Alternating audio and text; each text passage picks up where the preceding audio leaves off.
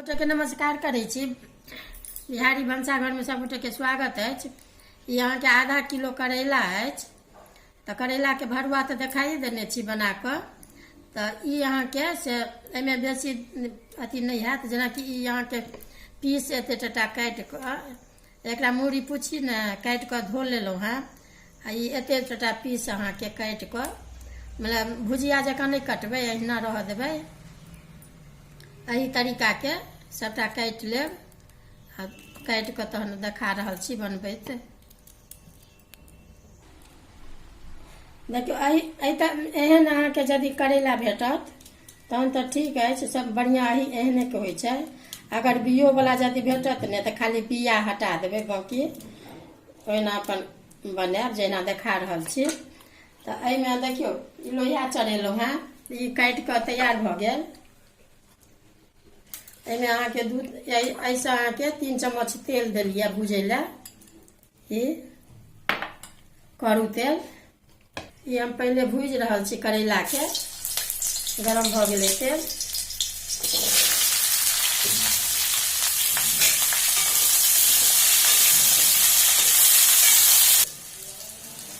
देखियो एकरा लैरते चढ़ते रहब, ये अहाँ के भुजा गेल। तो एहि तरीका के जहन भ जात ने तहन की करब, जना धिया पुता के तीत लगे छै नहीं खाए चाहिए करी, ये आमक चूर तक देखाइए देलहुँ हैं। आ एहिमे से नून जहन एहन भुजा जात तो कनी हल्का नूनो दऽ देबै, लारिते चढ़ते रहबै। आब ई भ गेल, उतारै छी, आब एकरा निकालै छी। भुजा गेल, एहन तरीका के भूज लेबै। अब एहिमे कनी 2 चम्मच तेल दिलिए। आ ई सरसों अहाँ के पीरा है चाहे हींग है, तो एहि के हम पहले फोरन दऽ रहल छियै।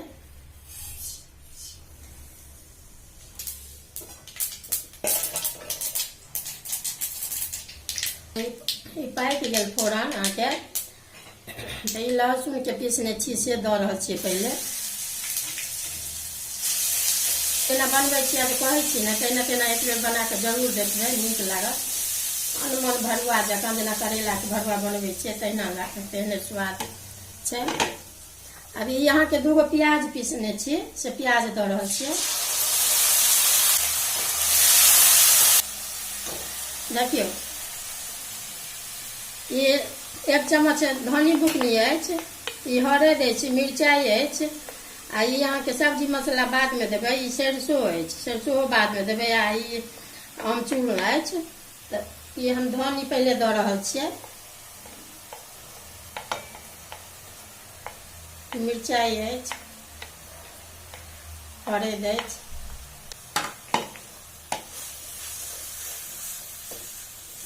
मसाला भुजा गेल। अब जखन लोहिया छोड़ि देलक तो बुझियो जे भुजा गेल भ गेल। तो आब एहिमे पानि दै छियै।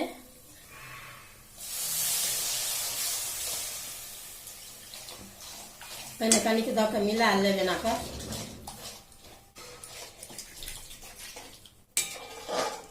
ये बेसी झोर नहीं देबै, कनी लटे पटे रह देबै। ये अहाँ रोटियों से नहीं खा सकै छी, भातो से नहीं खा सकै छी। ये तरीका के। अब नून अहाँ के ई दऽ रहल छियै, नून अपना हिसाब से देबै। ओहिमे कनी देने छलियै भूजे गरी में। केओ तेज खाइ छथिन, केओ कम खाइ छथिन। कनी वो आमचूर देखा देने छलहुँ, आमचूर ने कनी वो सरसों के बुकनी से अहाँ के भूजे नहीं छियै। भूजला के बाद हम बाद में दै छियै रस में सरसों आ खट्टा। ई बड़का लागत ने तखन करैला देबै। देखियो ई बरकि गेल, तहन आब ई दै छियै अहाँ के करैला में सबटा खसेल दऽ दै छियै।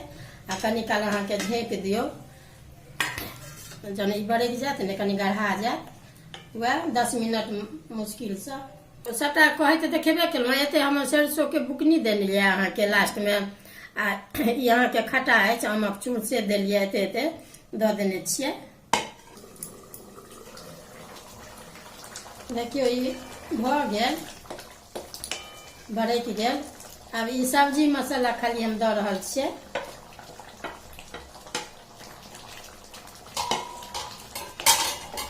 ई ठंडायत ने तो एकदम गाढ़ भ जायत।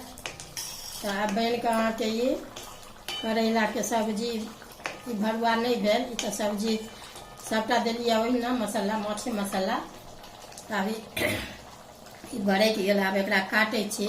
ई धनिया पत्ता अहाँके अछि, आ ई कस्तूरी मेथी तऽ दऽ रहल छियै।